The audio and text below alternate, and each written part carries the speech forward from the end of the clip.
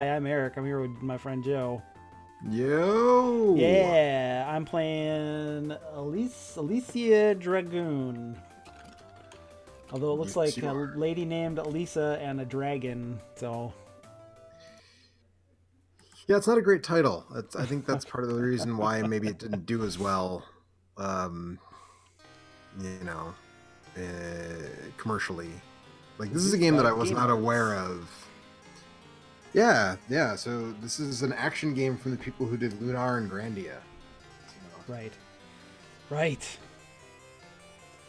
Yeah. I was not aware of this game until years and years and years later. Like, this is not a game I played at the time. It is a game I have a copy of now, and I actually got mine fairly cheap. Like, now this is one of those games that, like, people on YouTube started discovering it and stuff like that, and then it got well known, and then it got expensive. So Okay. this is one of the Genesis carts that I paid like $5 for that is now worth like at least 10 times that, which is ridiculous Monster to me. But select, thunder jump, monster select, jump, thunder, monster select, two, thunder jump. I think I want jump on the B button. Alright, let's see what this is all about. So yeah, I took off multiple days from school because I had pre-ordered a copy of Lunar, the Silver Star Story re-release for the PlayStation. And there was probably at least on 4 or 5 different occasions, the release date came and went for that. And I was like, I was allowed to take, like, 5 or 10 days off of school a year if I wanted to. And whoops, it's in demo mode. Oh, there we go. Okay, it was like, okay, I see. All right. So anyways, so yeah, I took a bunch of days off from school, like it was like, I don't know, like 3 different Tuesdays I wasted because I thought I could go pick it up, and then I would call and they'd be like, oh, it's not actually out yet, it's been delayed. And that was like, we had the internet, but that was before this stuff was like constantly being tracked the way it is these days. Yep. And so nobody really knew that it was delayed, just that it was not out yet. Although maybe that was kind of could have gotten the my last hands generation. on that. Yeah. Yeah, that was kind of the last generation where that was true. Like, now everybody knows when everything is coming out. And, if you go to the store on a day that the internet says a game is going to be out, like, the store is going to have it unless it's a limited release deal and, the store's only got a couple copies or something. But Well, or yeah, but I would say that like the only counter to that is these days now it's like you can pay like $100 extra to play it 4 days early and get some bonus stuff or whatever. It's only like 2 or 3. Who knows games when done that games so far that I'm aware of. But, there's been a bunch of, like, EA has done it a bunch of times, dating all the way back to like Xbox 360 stuff. oh really? I thought it was just No, yeah. But there was one recently where it was like you could pay like $50 to play. I want to say before. maybe even all the way back to Battlefield 3. It was when they released their like EA Origin Access stuff. So it's they've been doing it for a while. Demgut says, "What up, guys?" And Kevin Ball says, "Hey, Stick." Hello. We're only, half to maybe like a third of the stick, really. If you're being totally honest here. But yeah, I then when I finally did get it, I was like, this isn't that great, and I don't think I ever finished it. That was a really nice special edition, though. It was. Like, I got rid of the game, and... but I still have my Magic Emperor Galleon punching puppet. Oh yeah, and punching puppet, right? Was that the first one or the second one that came with the punching? I don't remember if that was the first. I don't remember. I think that was the first one, but I don't know if I bought the second one. Like I said, I really didn't. It was pretty dated, as it turns out. Yeah, that was one of those early examples of a game that had come out on a system that nobody played. Yeah. And then people were like stoked for it to come to the PlayStation because nobody had a Sega CD. Yep. And now it's weird because when Wii U games come to the Switch, like, people get mad about that for some reason. I don't think people are mad that those games are available. I think that it is a little bit annoying that Nintendo is just like, pay $60 for this again. Yeah, I mean, well, there are people who complain about the pricing, which I get. People being like, "Why is Donkey Kong Country Tropical Freeze more expensive than it on was the Switch than it was when it was brand new on and the the Wii answer U?" is because people have Switches and Nintendo can get away with it. Right, but there are people who are just like, "Why do they keep porting all these games?" Because And nobody like, owned Wii U's. Because nobody owned a Wii U. Like what? But people were like pretty stoked about the Lunar games coming to. Yep. Lunar and Grandia was the other big one when that game, because that was a Sega Saturn game. Yes. Yep. That was eventually ported to PlayStation, but. And also Dreamcast, or was that Grandia 2? Grandia 2 is Dreamcast, but I mean, every kind of people you could get your hands on a Dreamcast if you wanted one. Just as it turned out, not that many people wanted one. Well, but I'm saying I thought it was ported to other. It was ported to. Yeah, it eventually came to PlayStation 2 else. and other things, but it wasn't rare in the way that the original Grandia on Saturn was.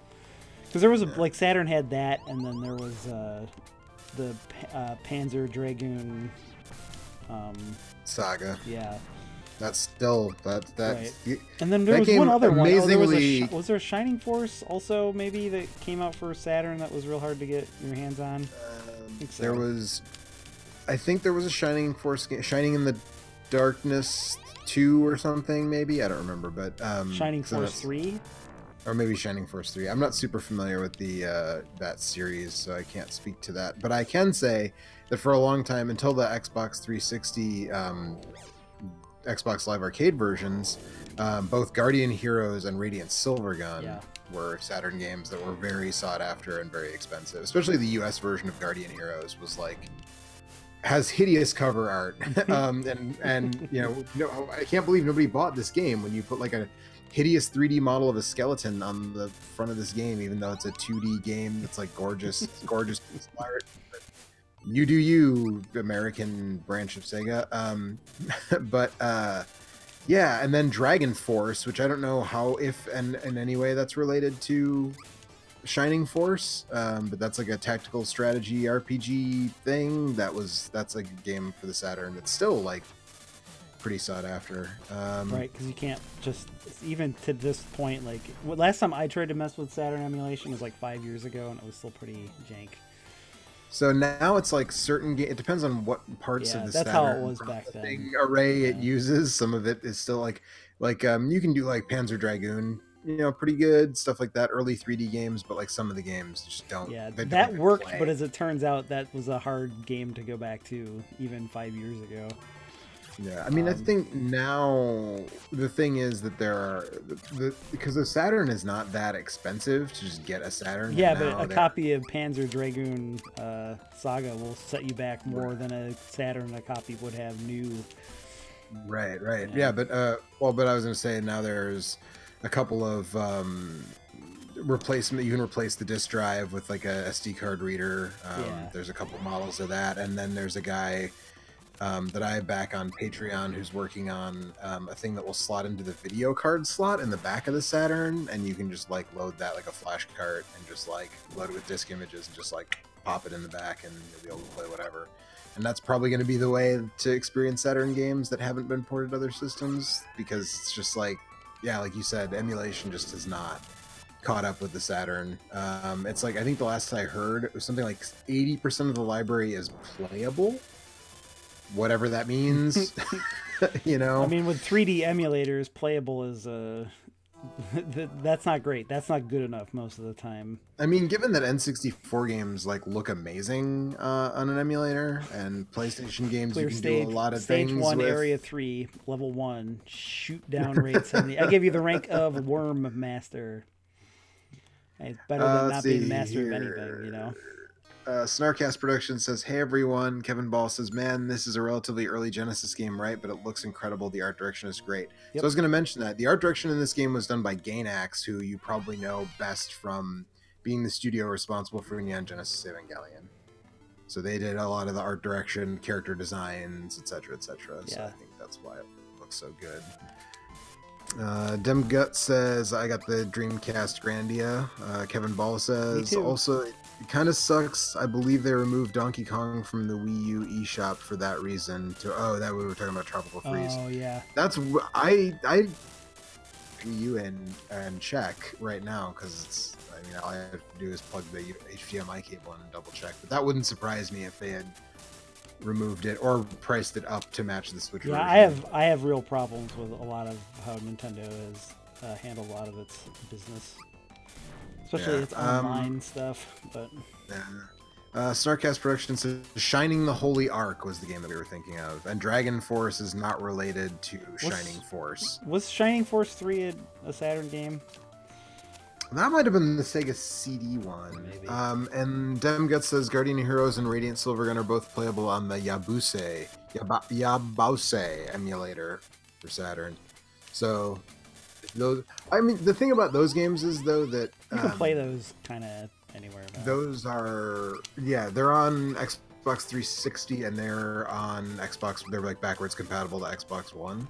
Right. So those are games that like I would advocate if you wanted to play those games that and you have either one of those systems, which I feel like a lot of people do. Like you should just pay the $15 each to own them.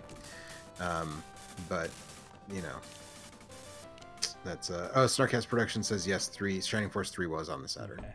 I think that was the one I was thinking of. But I think Shining the Holy Ark is the really rare, obnoxiously rare one. Yeah. So.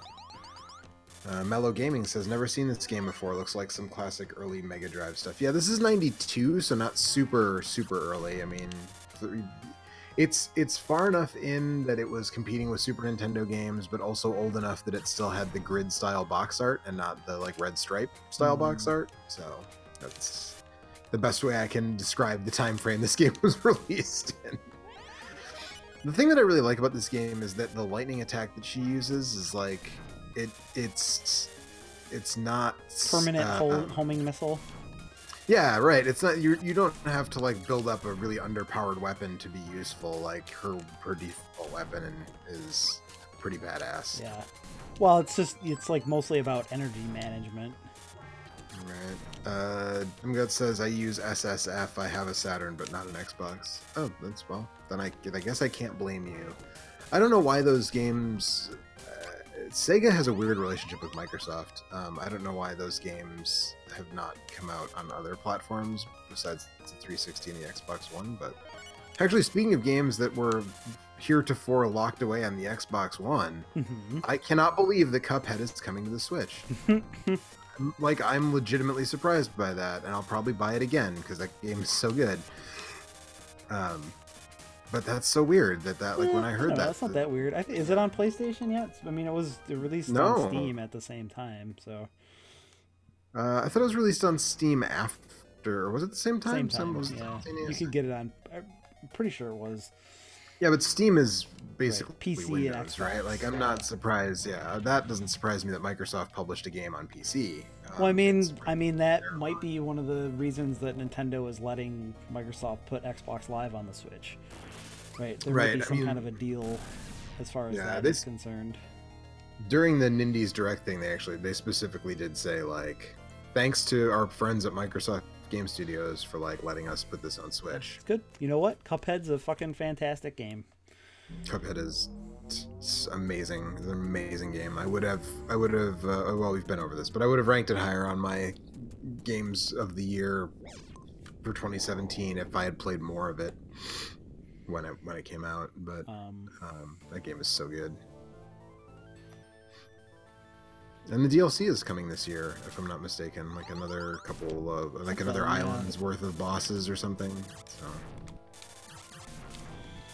JL says such a great classic game. I assume that he or she is referring to Alisia Dragoon. I also like the pet mechanic in this game. Yeah, I don't really. I don't know.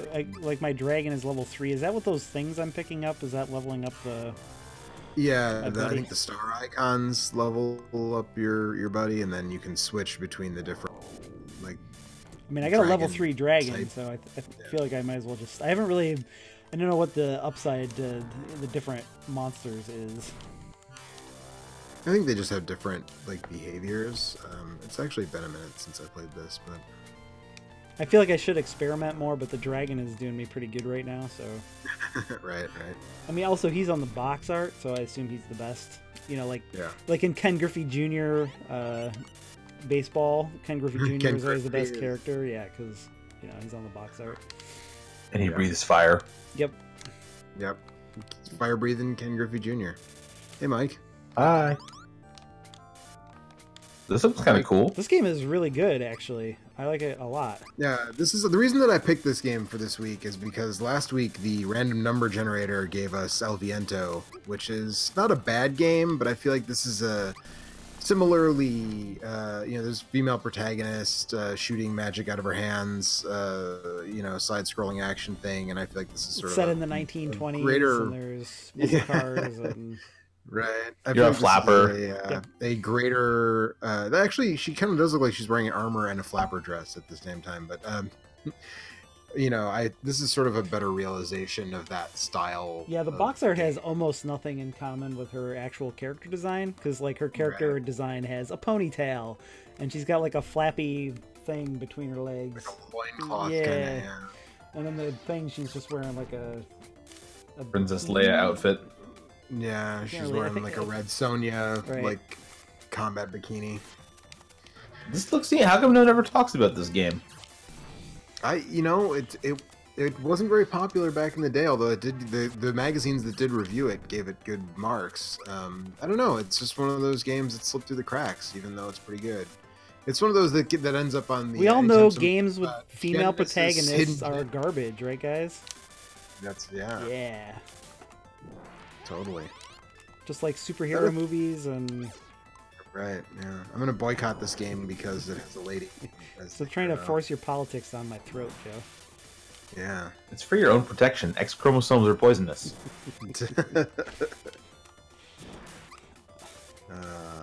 Man.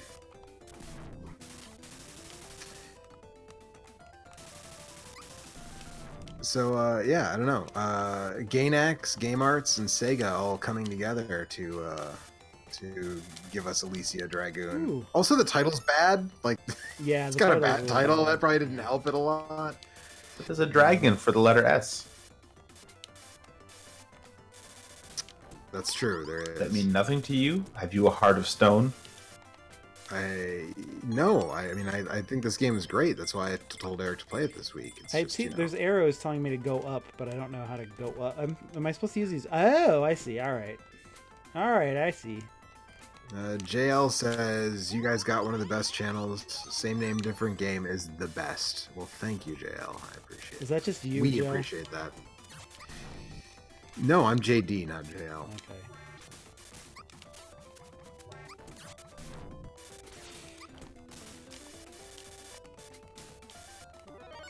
I still haven't figured out what you're supposed to do to get up there. You have to. The fairies make like an invisible platform for us. Oh. Yeah, they make like That's how far behind the YouTube stream is. Yeah. Kevin Ball says, easy there, guys. You want to get banned off the internet for having opinions? Google's gonna hear you.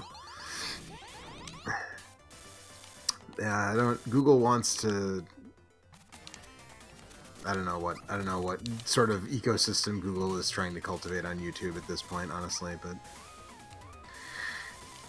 There are certain bad opinion havers that they don't seem to mind being around here, so... Well, I guess I heard that they just, they kicked Alex Jones off again because he had, like, a sock puppet channel, which I don't know how that works on YouTube because your big dumb face is on... Yeah, it's kind of hard to imagine there's a way for Alex Jones to remain anonymous, right? Right, yeah, right. So, he made a video and said something real fucking stupid. I can't believe it. Just banned him again. Yeah, I know, shocking, right? And then they banned him again. So... Jalix owns is no more. Yeah, nope. It's gone. I mean, Gone, the Daddy, big gone. problem is the people on YouTube who aren't like obviously like toxic. Anyway, I don't want to get into that now. Anyways, speaking of Google, you guys want to stream and buy all of your games from Google No. on their dumbly I don't named really. streaming service? That is really that's a bad name, but It is a no, bad I'm just... I mean, I can see the appeal to it long term, but I just feel like in practice, I don't see the technology being where it needs to be for that to work, particularly for the type of games that I really like. Yeah. I think we're borderline getting there for a lot of games. Depends, Like, I mean, it just if I depends wanted on to the play game. like maybe that Spider-Man game from last year, I bet you that would play pretty well over streaming at this point. Yeah, It's I not think like super twitchy, right? I think it. Well, some of the combats, like some of the like defensive moves, kind of are like they'd have to build in a little bit of leeway to like how quickly you have to press the counter button to affect. Like the parry timing a little easier, you know. Right, yeah, but But I it's mean, like stuff that's- like that with the God of War game, you know, like depending on how the combat speed is, you could probably get away with that if you didn't have to be super precise, you know. Right. So, I was just thinking the other day I bought Titanfall 2 and I started downloading it. It was like 50 gigabytes, and kind of thinking, hey, if I could just press a button and be playing it right away, then that would actually have been not bad. But I didn't, so I still haven't played it. Right. Yeah. No, I definitely get that part of it. I'm not stoked about like the future of streaming stuff, but I think it's pretty inevitable, and I think that it's going to get to a point where it works well enough that, at least from a usability standpoint, we're not going to have much to say about it. Yeah. I can understand the whole thing about not wanting to give up the rights to, you know, all your games and stuff, but realistically speaking, anything that you buy digitally, you already have very little I control mean, I over. can download those games and put them on a hard drive, and if I had to, almost all of those games I could download a hack for and just play them. Yeah, but if you're going to download a hack, then why not just pirate the game, right? That's always going I to be paid. an option. I mean, there's a big difference between paying for it and then hacking it after the fact, or just hacking it. right. But and I also, think that like will the be biggest harder- difference, like the big difference to me is access offline, which is kind of a big deal for me because there's at least a few days out of the year where I can't access the internet, or sometimes when the wind blows, the internet isn't very good, and so then I just can't play video games that I own. So, I don't. It's the same. It's like this is. Like Sony already has their active service. We talked about it a little bit last week with Microsoft trying to get all their Xbox Live hooks into everything. But I mean, it's just going to be whichever one works the best is just going to be the one that comes out on top, probably. Yeah, I mean, I guess we'll see. I think that for companies like Nintendo, certainly Nintendo, maybe to a lesser extent Sony, like the idea of like not having their own hardware and ecosystem is like a from my cold dead hands type of situation. Like Nintendo's not gonna give Google the keys to their kingdom, right? Like that's just not gonna happen. Oh, but at some point, maybe they're just renting that service from them so that they can have the Nintendo account that uses Google's data farms, but that, you go through the Nintendo store to play Nintendo games. Right. You have a different login, basically. Maybe, but they also are really into like, especially lately, obviously, for obvious reasons, they're really into like hardware form factor, and I think the idea of, I mean, like Nintendo would not be into like any machine can play this because then we can't control the experience in terms of like what controller you're using and what. Yeah, you have to use Nintendo's shit-ass Switch controller to play all their video games. Well, I mean, it could be as simple as that, Just like the HD motion sensing and HD rumble stuff. Like if they can't guarantee that that's there, But they can, right? They can make it so that you can't use their particular service unless you're using their controller. That's one of the cool things about the Google thing is that the controller itself speaks directly, to the internet, so that you can reduce some of the latency. And if they were to borrow that kind of technology and just say, yeah, you got to buy the whatever crappy Pro controller is for the Nintendo Online service, otherwise it won't play. They could do it. I'm not saying it'll happen soon, but I think at some point, 20 years from now. corporations like money, and at some point, it's just going to be the way to get that money, and they're just going to have to do it. I think. Nintendo is maybe I've heard the same thing about VR, so we'll see. They didn't give up on VR. It's still happening. Yeah, I was But gonna say, it's has not. anybody said that about VR actually? It's not. Oh yeah, people definitely were saying like when the Oculus was like announced, and then when Facebook bought the Oculus technology and everything, like there were a lot of people who were like, "This is just in like 10 years, this is just going to be how you play video games," and like that is really not bearing out in any sort of. I mean, to be fair, it's been like 2 years, but Right, but the trend is not go. Well, it's been more than that, but the Since trend the it's not Oculus trending has that been, direction. What year did was that 2016? 3 years? Yeah, maybe 3 years. And like they're still coming out with new hardware and making it better. It's more compact. It's less. You have to set up less stuff in your room. They just announced a new version of the Oculus where you don't have to set up a bunch of cameras and things in your room in order to make it go. Having used VR Sure. a bit, I can tell you that for me, not going to replace a TV or a monitor anytime soon, but I think this is much different than VR because this is just normal ass video games, but you can play them on anything. True. But like you said, there are certain types of games that you're never going to want to play that way, like say Contra or a fighting game or whatever. Like yeah, any kind but the of good news is latency. you could run Contra on a 50th of your phone right now, right? So, the next TV you buy is going to be 1,000 times more powerful than you need to play the older games that are like this. Well, So sure. the question is what will happen to the kind of newly developed games along those lines. Right, that's what I was gonna say. Like, what will there be another? If we go to the streaming, Yeah, y'all probably, streaming 'cause- future, which I'm still dubious of, like, Right. will there be a Cuphead? I think know, that when people say because- that, I don't think they mean that in like the immediate sense, but like 10 years from now or 20 years from now, I have a feeling that that's where most people are going to be playing video games. Here's the thing, Joe. Cuphead is a very difficult game, but I played it on my HD TV, which is 10 years old, and at the best of times, that thing has like 50 milliseconds worth of lag. I think that in 10 or 20 years, we will have internet that has less latency than that. That Like, TV I finished doesn't that have game. much lag. My TV, Yeah, I don't. If it's a Samsung one, it's not that bad. when I calibrated it for Rock Band, it was 100 milliseconds. Yikes! No wonder Very you had early negative HDTV. opinions about classic games on high definition sets. That's yowza. So I'm gonna do some people have been chatting while we've been talking about all this stuff. So Kevin Ball says, where will our memes come from now without old Alex Jones on YouTube? Mellow Gaming says, just looking up and it seems quite a few well-known games came out the same month as this in the West. Kid Chameleon, Carmen Sandiego, Jordan vs. Bird 1-on-1. Carmen Sandiego. Which version of Carmen Sandiego? I'm assuming the Genesis version because this is a Genesis game, but I mean there were Carmen Sandiegos coming out left and right. You couldn't swing a dead cat without hitting a Carmen Sandiego. And I'm pretty sure I played Carmen Sandiego on my PC in the 80s. Mm-hmm. Oh yeah, for sure. Yeah, there's a lot of Carmen Sandiegos. In CGA, baby.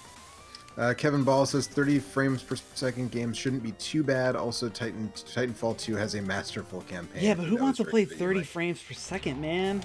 You gotta get a 144 Well, hertz monitor and then G-Sync that shit. So it's But it doesn't have to be 30 frames per second with the streaming stuff. It can be 60. You just have latency between the time supposedly that you... 64K is what they say they can do. But I mean, that's a lot of that is like how good is your internet? That's the thing for me that is the problem is the infrastructure that we have in this country. In a lot of places, just won't be able to handle that much like data.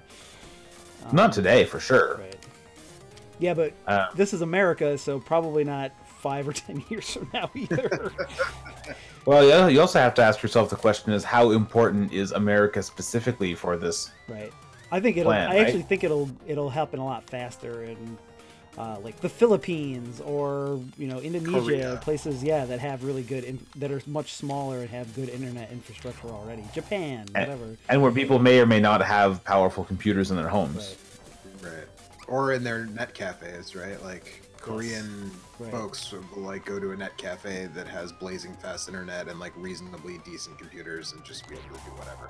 Well, yeah, but you don't need a decent computer at all with the streaming.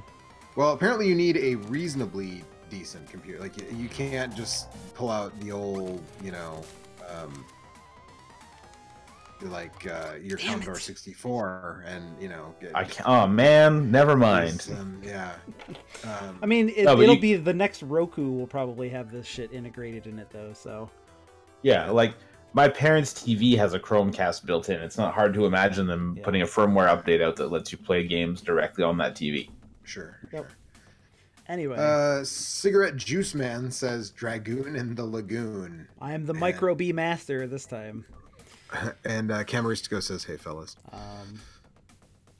Hey, Anyway, I didn't ask for a stage select code, but we should end this now. Yeah. But I give it a thumbs up. This game is really good. I like this a lot. I could actually. It see looks really myself good, yeah. playing quite a bit more of it. I didn't even ask if there was a level select code because I kind of would like to just maybe play it, and it seems approachable and doable. Maybe with some practice, I could see myself. I mean, I guess I don't know how many levels there are, how difficult it gets, but yeah, it's quite fun. Like just the lightning bolt auto target thing where you're just kind of managing your charge, and the emphasis is more on avoiding attacks than it is on hitting shots. Is pretty cool.